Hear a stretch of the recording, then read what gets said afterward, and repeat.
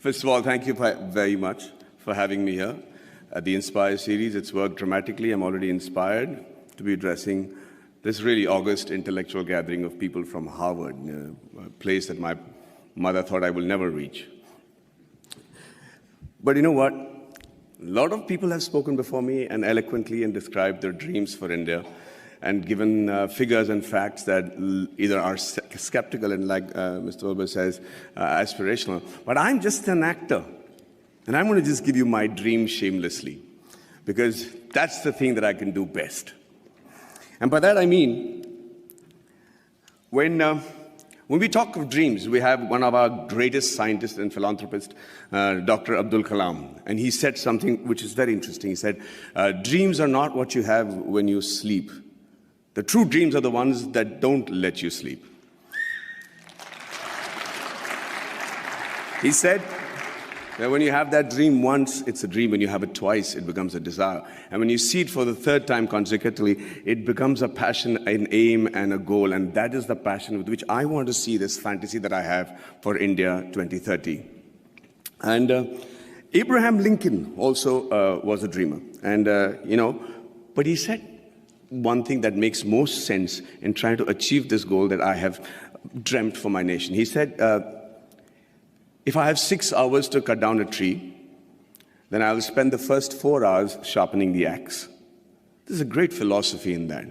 In this era of instant gratification, we just keep thinking we can achieve all these goals by just tweaking this, tweaking that. It's not true. I really believe that, that a missionary zeal is required to make that quantum change that can make 2030 what I'm dreaming about right now. And just let's look at India as a country. What a unique nation, seriously. Thousands of years old of culture and tradition, many invasions, being ruled for many years, and we still somehow managed to maintain our identity.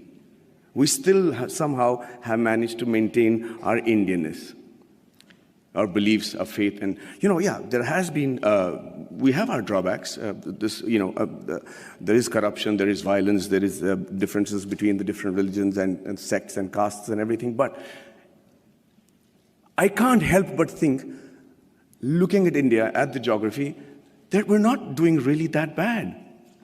Look at all the other nations around in the world. Look at our neighbors. Compared to that, there is somebody in India who's doing something right for us to be called a growing economy and being projected as the third largest economy in 2026 and the most educated and young nation in the world. And it's still functional democracy.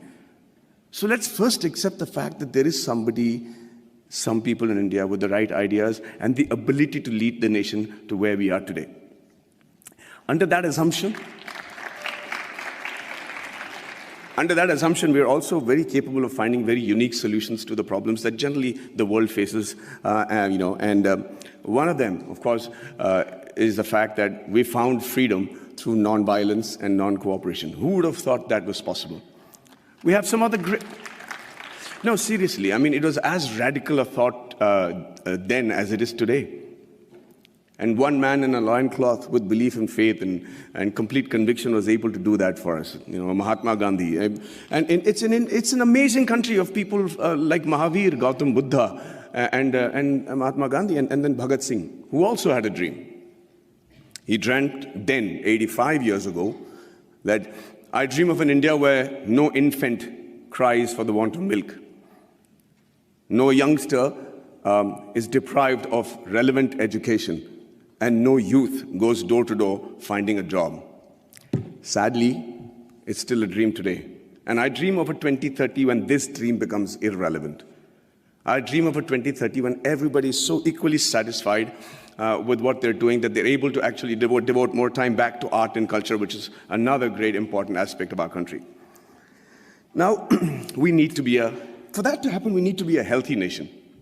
And when I say healthy, I remember preparing for a film of mine, which released recently, where I had to look like a boxer. And I had these, biceps and triceps that had to be there. So I decided just to work on the parts that is seen outside my clothes. So I was just working out on my biceps and my triceps and my shoulders. But you know what? I suddenly realized the strength that I had in my arms and biceps was not actually enough for me to look even fit, because it is disproportionate growth. It is the kind of growth that will not make you fit or strong, but actually make you look inadequate. And that is what is happening to India today. Everybody says we are the largest economy, we're going to be the most populated country in the years to come. And with economic superpower and supremacy in rocket and space technology, which I am privy to, and then the IT giants and smarter cities. But ladies and gentlemen, I really believe that more than smarter cities, we require smart villages. And this is going to be primarily what I talk about today. You know, a nation is only as strong as its weakest link, and rural India is our weakest link. See, it's important that that growth and progress goes hand in hand with the villages also getting onto the same train towards economic freedom, superpowerdom, all the terms that have been coined for a successful country. But that is not happening. The reason being, we're beginning to ignore them. We're beginning to actually believe that this is a very interesting line that I've found, where they say that everybody believes that they know what is required for getting the underprivileged and the poor up to speed with the rest of the country. Okay? And we always start assuming that this is what they want. This is how we can help the poor and the villages, and this is what they need. And we can't be more wrong. Because when you assume, and as the spelling goes, you make an ass of you and me. I'm going to tell you how that happened to a friend of mine. His name was, he's a very profound doctor, a gastroenterologist, and he got a call from his patient, Mr. Abdul, who said, Dr. Saab, my wife is really, really ill, and she's got a big stomach ache, and she can't sit, and she can't sleep, and she's in big pain. Can I come and visit you? And he said, yeah, by all means. And like all patients today, he has done his research, he's gone into the internet, and he said, usko ye ho sakta hai, wo ho sakta hai. And the doctor said, don't worry, let me handle it. And he checked her out, and he said, she has an infected appendix, so I have to do a surgery, and she'll be fine. The surgery was done, he was fine, and Abdul was a happy man.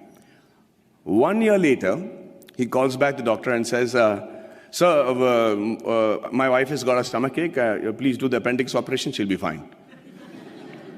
So Dr. Manoj said, listen, that I'm the doctor, let me diagnose what I have to, please bring her to the clinic and we'll fix it up. He says, no, yes sir, fix up that operation date, we'll do it in half an hour and we'll be back, just she needs her appendix removed.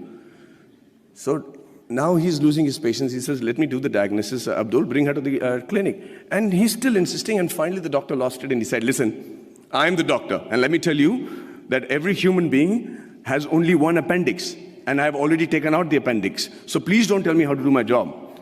Abdul waited very patiently for the doctor to finish with his assumptions, and then he shot back very meekly. He said, sir, I agree with you. Every human being can have one appendix, but a man can have two wives, right?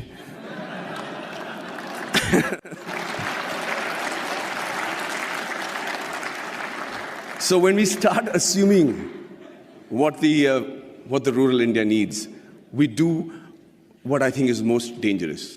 In my vast experiences of shooting in really rural Indias, and villages and small kugramams, like they call it in Tamil, really small places, I realized, shockingly, that the biggest financial burden for a person of this particular village, would you all be able to guess what his biggest financial burden is? 5 minutes? Hey, so I'm going to speak for 20 today. I'm going to reduce the number of questions. I'm prepared. Is that okay? Okay, so can you all tell me, anybody, quick answers, anybody know which is the biggest financial burden for a man in one of these small villages? Sorry? Theft. Health. Okay. No, not health. Not the marriage of a daughter, not education, not, sorry? Liquor. Thank you for reminding me, but no. Say that again. Dowry, no. No. No. No. Oh, let me put you out of your misery. No, I'm saying, what does he need financial assistance for? The answer is the untimely death of a relative, of a senior in their family. That is the one occasion he can't prepare for. There is one occasion where the ceremony demands that he spend a certain amount of money, feed a certain amount of people, use the funeral the expenditures, and that's where he takes the loan, and that's where he gets indebted, and that's where, to escape that particular embarrassment and humility of not having the ability to perform the function every year as is expected of the Indian tradition, that he decides to leave the village because he's made to feel inadequate. Lord Mickle had in 1735 had spoken in the British Parliament and said the only way to rule India is to make the men there feel inadequate. He said, and truly so, that unless he feels that what he has is lesser than what others have, you will not be able to rule him. And within a very short period, they proved themselves right. The rural India today is feeling inadequate. They're feeling like they're not even part of our country. And what happens with that is, they start then looking at opportunities in villages and saying better education, better health, better lifestyle, and no humility for not having performed the funeral properly. They decide to give up who they are and move to the cities. And who they are is what is more important for us to understand.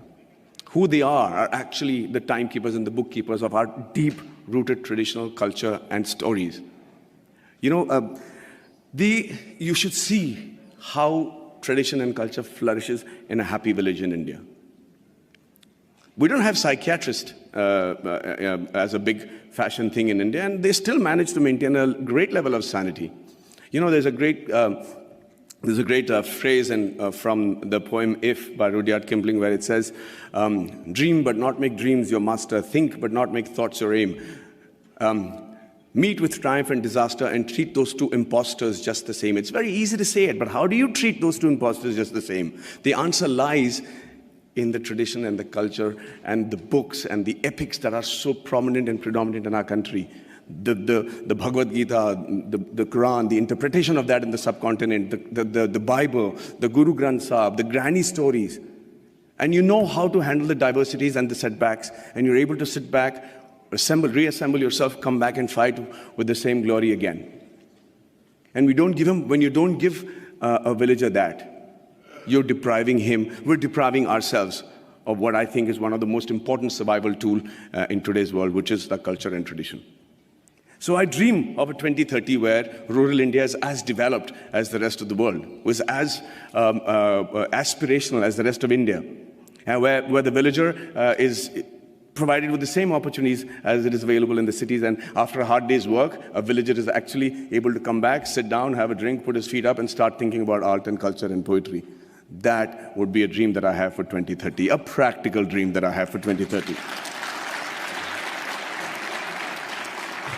And the dreams that your parents and my parents had when we were in college, urban middle class, where everything revolved around the boy studying hard, getting into a technical college of a repute, and then getting into a reputed management college, and finally the green card. And if it was the girl, then it was a spouse with a green card. I dream of a 2030 where students the world over will dream of a blue card, will dream of having once actually come to India and study and imbibe the knowledge that we have as a nation. It used to be true. We were the first university in the world. Nalanda was a university where people came in from far and wide. So it's not a pipe dream. It's a practical dream that I have, and I think that's easily attainable. And finally, before I wind up, I think I dream of a 2030 where we have a meritocratic electoral base which selects its leaders and whose leaders believe that it is more important to serve with a missionary zeal to serve the nation rather than rule it.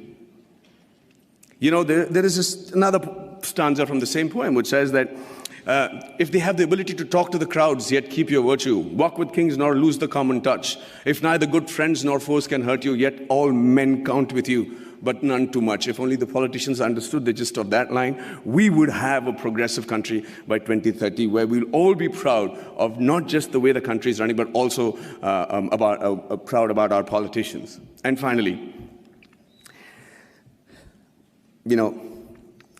I'm an actor.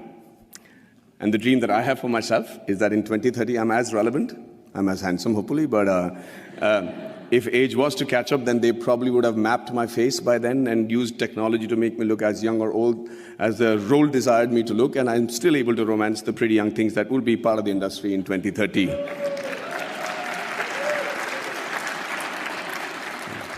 Well, I see that's got many guys going. Yeah. And finally, as an actor, I'm used and prone to dialogues. I love to speak dialogues, and I recently found a line that blew me apart, and I thought was a phenomenal Hindi film dialogue, where this great gentleman had said that whatever I am today, and all the achievements that has been possible by me, and what will eventually also be possible by me in the near future, is all because of my angel mother. Do you know who said that? Do you know who said that? Shockingly, Abraham Lincoln. So I dream of a 2030 where every Indian says the exact same thing about his mother, and not just about his mother, but also about his motherland. And also, for the sake of posterity, about his mother-in-law. But hey, ladies and gentlemen, what do I know? I am an actor. Thank you very much for your patient hearing, and